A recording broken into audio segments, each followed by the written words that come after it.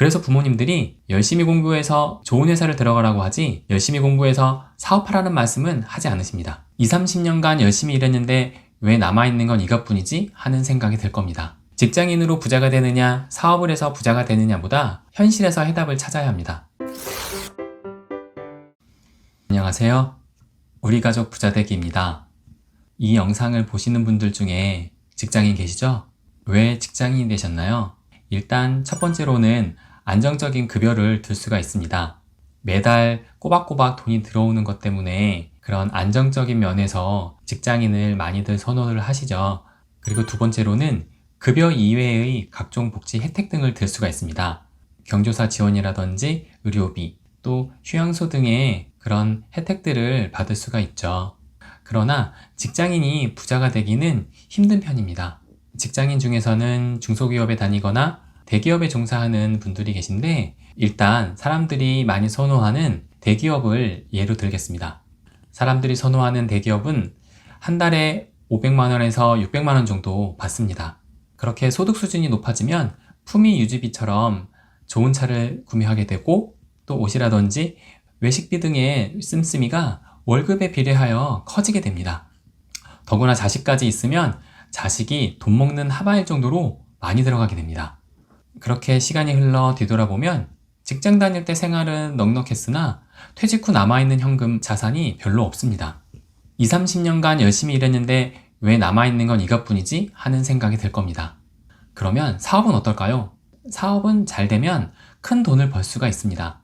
대기업을 다니는 직장인은 다른 직장인에 비해 많이 벌 수는 있지만 매달 그 돈을 받는다고 해서 대기업 임원이 아니고서는 부자가 되기 힘듭니다. 회사에서 밤새 야근을 하고 남들보다 열심히 일한다고 회사가 급여를 더 줄 수는 없습니다. 물론 연봉 협상에 유리하거나 승진의 보상을 주지만 투입 노력에 비해 보상의 상승폭은 제한이 있는 것이 사실입니다. 그러나 사업은 내가 밤새도록 일해서 사업이 잘 되면 큰 돈을 만들 수 있습니다. 사업은 직장인에게 없는 소득의 상승이 무한대인 것입니다. 우리가 흔히 아는 부자들, 빌 게이츠나 마크 저커버그는 전부 그들의 사업을 성공시켜 부자가 되었습니다. 그럼 사업을 해야 할까요? 그러나 사업의 성공 성률은 10% 정도 수준입니다. 말 그대로 잘 되면 대박, 안 되면 쪽박입니다. 게다가 직장인처럼 현금 흐름이 일정하지가 않습니다. 매달 들쭉날쭉해서 구체적인 현금 흐름을 계획하는데 어려움이 있습니다. 직장인보다 더 못한 삶이 될 수도 있습니다. 그래서 부모님들이 열심히 공부해서 좋은 회사를 들어가라고 하지 열심히 공부해서 사업하라는 말씀은 하지 않으십니다. 그렇다고 현재 직장인인데 부자가 되기 위해 사업을 한다는 것이나 자영업자가 안정적인 현금 흐름을 위해 직장인이 된다는 것은 무리가 있습니다.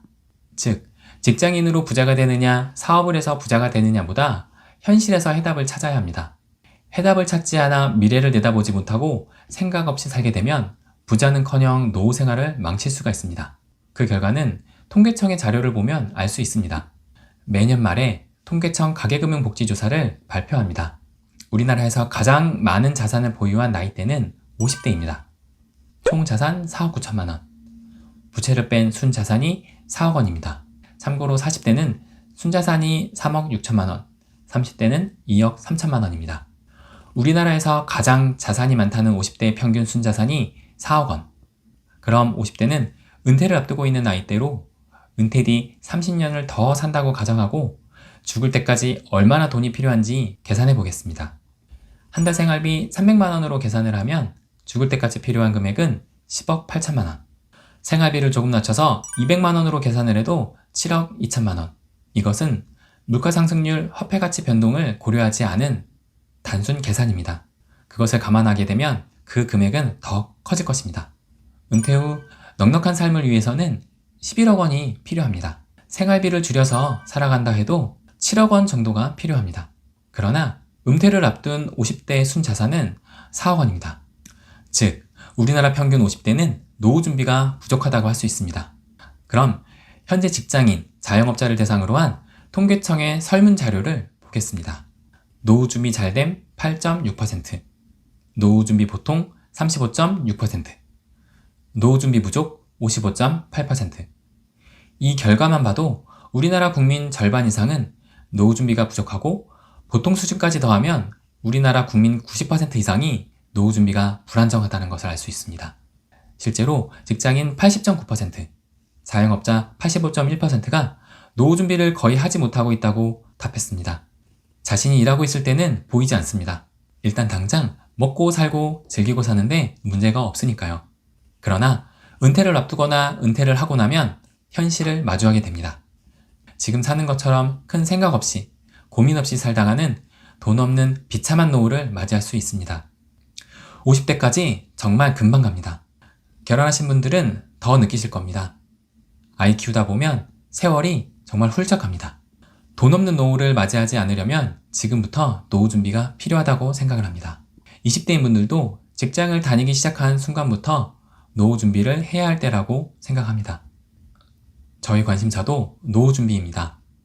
돈 걱정 없는 노후 생활을 하기 위해 어떻게 자산을 불려가야 할지, 그것이 가장 큰 관심사이며 고민거리입니다. 그리고 노후 준비를 넘어서 부자 되기가 목표입니다. 그것이 우리 가족 부자 되기 유튜브를 시작하게 된 계기입니다. 저는 부동산에도 주식에도 그 외에 돈을 벌 수 있는 수단 등에 관심이 많습니다. 제가 29살에 입사를 하자마자 재개발 아파트에 관심을 갖고 첫 투자를 시작하였습니다.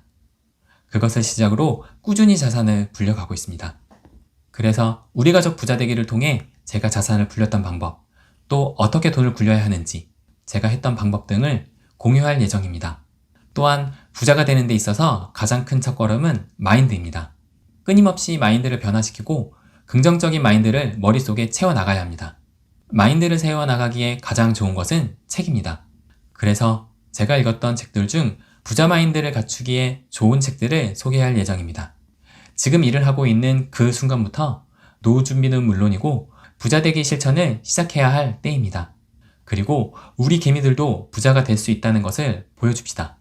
이 채널을 통해 저도 여러분들과 소통하고 배우면서 이곳을 시작으로 많은 부자들이 생겨나기를 희망합니다. 앞으로 꾸준히 관련 영상들을 올리도록 하겠습니다. 자주 오셔서 영상도 보시고 피드백도 주시고 저와의 소통도 활발했으면 좋겠습니다. 그럼 오늘은 여기까지 하겠습니다. 감사합니다.